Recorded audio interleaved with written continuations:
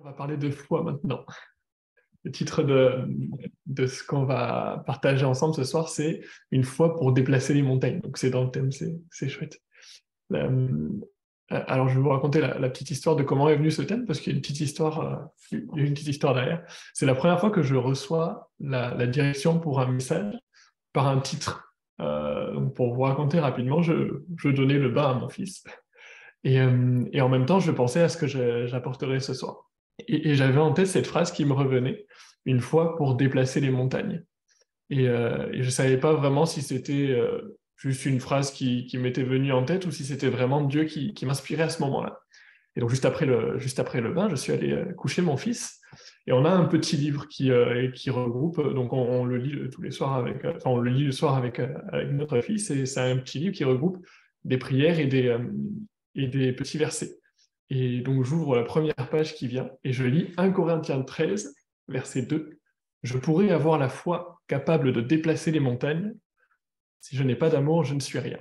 Donc mon fils n'a pas dû comprendre pourquoi je suis parti à rire en lisant ce verset, mais je venais de recevoir la confirmation que c'était inspiré. J'avais donc mon thème, une foi pour déplacer les montagnes. Et du coup, j'ai cherché dans la Bible, on trouve cette association de la foi et de déplacer les montagnes dans Matthieu, au chapitre 17 et au verset 19. Donc c'est Jésus qui le dit, juste après la transfiguration. Donc Jésus et ses disciples descendent d'une montagne, de la montagne où Jésus a été transfiguré.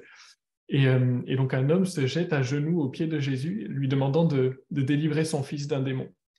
Et après, c'est pas juste après que les disciples de Jésus aient tenté de délivrer ce fils et qu'ils aient échoué. Et Jésus délivre l'enfant en chassant le démon. Et juste après, donc on peut lire au verset 19, alors les disciples prirent Jésus à part et le questionnèrent. Pourquoi n'avons-nous pas réussi, nous, à chasser ce démon? Parce que vous n'avez que peu de foi, leur répondit-il.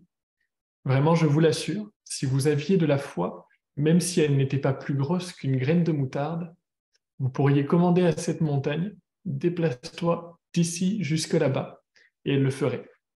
Rien ne vous serait impossible.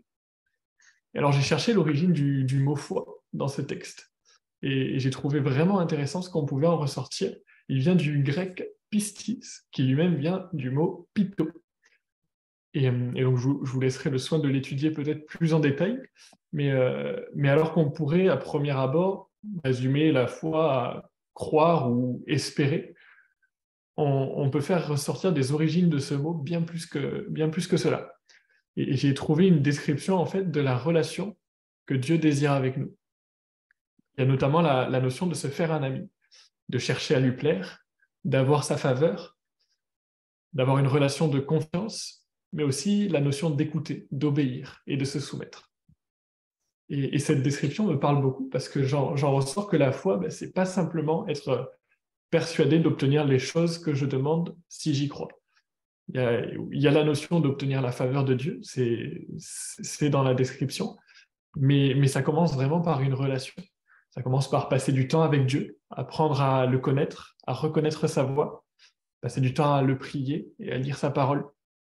Alors vous connaissez certainement ce verset dans Romains 10, la foi vient de ce qu'on entend, et ce qu'on entend vient de la parole de Christ. Il y a vraiment cette notion d'échange, de relation avec Dieu qui fait grandir notre foi. Et comme chaque chose que Jésus nous enseigne, il nous montre vraiment l'exemple parfait par sa vie. Et il était sans aucun doute celui qui avait la relation la plus intense avec le Père lors de son passage sur Terre. Il passait du temps à jeûner, à prier plus que n'importe qui.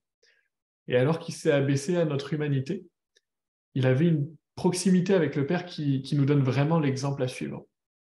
Et quelque chose d'intéressant aussi dans ce texte qu'on a lu dans Matthieu 17, c'est qu'avant ce moment où il déclare qu'il était possible de déplacer cette montagne par la foi, il était quelques heures ou quelques jours, je ne sais pas, quelques heures ou quelques jours plus tôt du coup, sur cette montagne même, en communion avec le Père, là où il a été transfiguré. Je suppose en tout cas que c'était celle-ci, il était à proximité. Et ça me parle parce qu'on peut souvent associer une montagne à un obstacle infranchissable, une épreuve, une situation de laquelle on ne peut pas se sortir tout seul. Et je crois que Dieu nous appelle non seulement à croire en ce qu'il est capable d'agir et de nous en sortir de cette situation, Mais aussi, il nous appelle concrètement au milieu de cette situation-là à prendre du temps dans sa présence, à se rapprocher de lui, à écouter sa voix, à apprendre à connaître sa voix et à reconnaître sa volonté pour ce moment. Et pour que cette épreuve, cette situation, cette montagne ne soit pas un obstacle infranchissable, mais que ça devienne une occasion de rencontrer Dieu d'une manière particulière et de se rapprocher de lui, comme la haute montagne où Jésus a été transfiguré. Et dans la vie d'un chrétien, la naissance de sa foi se fait lors d'une rencontre avec le Seigneur, le moment où on réalise que Dieu lui-même a donné son Fils, Jésus, pour pardonner tous nos péchés, pour rendre sa présence accessible à ceux qui décident de croire en lui et pour nous donner la vie éternelle. Mais c'est aussi proche de Dieu que notre foi grandit. Et c'est vraiment le cœur de ce que j'avais à cœur d'apporter, c'est vraiment à son contact que notre foi s'affermit. Et on lit aussi dans Luc 17, au verset 6, on lit que les apôtres demandent à Jésus d'augmenter leur foi. Et je pense qu'ils étaient vraiment à la meilleure place pour que leur demande soit exaucée. Ils suivaient Jésus, ils discutaient avec lui, ils recevaient ses enseignements, ils étaient témoins de la puissance de Jésus et ils étaient eux-mêmes acteurs de miracles auprès de Jésus. C'est vraiment auprès de Dieu que notre foi grandit. Et je pense que la qualité de notre relation avec Dieu va être proportionnelle à notre foi dans des situations où elle est éprouvée. Et je ne vais pas tarder à terminer, mais je ne pourrais pas parler de foi sans citer Hébreux 11. Or, la foi est une ferme assurance des choses qu'on espère, une démonstration de celles qu'on ne voit pas. Alors, c'est la version la plus connue, mais j'aime la lire en version Summer. On y lit « La foi est une façon de posséder ce qu'on espère. C'est un moyen d'être sûr des réalités qu'on ne voit pas. » Et cette phrase « être sûr des réalités qu'on ne voit pas » me parle parce que c'est des réalités. C'est des choses qui existent déjà dans le plan parfait de Dieu. Alors, qu'on puisse se rappeler, quand le doute vient, de veiller, et je le dis à moi le premier, à ce que notre foi ne soit pas dans ce qu'on voit ou dans ce qu'on attend, mais qu'elle soit en celui qui voit ce que nous, on ne voit pas. Celui qui est au contrôle de toute chose et qui sait précisément ce qu'il y a de mieux pour nous dans cette situation. Et ça peut peut-être nous éviter des déceptions dans des situations où ça ne se passe pas exactement comme on le voudrait. Mais si on place notre foi en celui qui est au contrôle de toute chose et qui sait toute chose, on peut avoir une vue plus reculée et avoir vraiment un autre regard sur la situation. Alors voilà, c'est ce que j'avais à cœur de partager avec vous et pour qu'on soit vraiment chacun encouragé à vivre une vie de foi, en considérant toute la signification de ce mot, et il y a vraiment d'autres choses, on peut encore creuser sur ce sujet, et qu'on puisse en faire un objectif et même une nécessité au quotidien. Parce que quelques versets plus loin, dans Hébreux 11, on lit aussi « Or, sans la foi, il est impossible d'être agréable à Dieu. » C'est tellement important de vivre cette vie de foi. Alors, je veux le dire en premier, que je veux vivre une vie de foi où j'entretiens une relation de cœur à cœur vraiment avec Dieu. Et par la foi, j'obéis. Par la foi, je lui suis soumis. Par la foi, je reçois la direction divine. Je lui fais confiance. Et par la foi aussi, j'obtiens sa faveur. Voilà, que ça puisse être un encouragement pour chacun de nous. Je vais prier maintenant.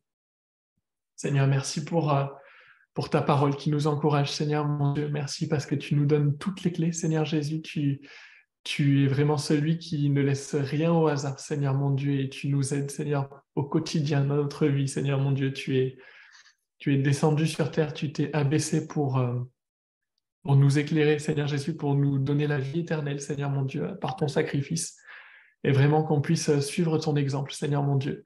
Quand tu étais sur terre, tu avais une relation avec le Père vraiment très, très proche et très intime, Seigneur mon Dieu. Alors on veut faire de même, Seigneur Jésus, faire grandir notre foi, Seigneur Jésus, être des serviteurs qui te suivent, qui t'obéissent, Seigneur mon Dieu, qui te font confiance, Seigneur mon Dieu.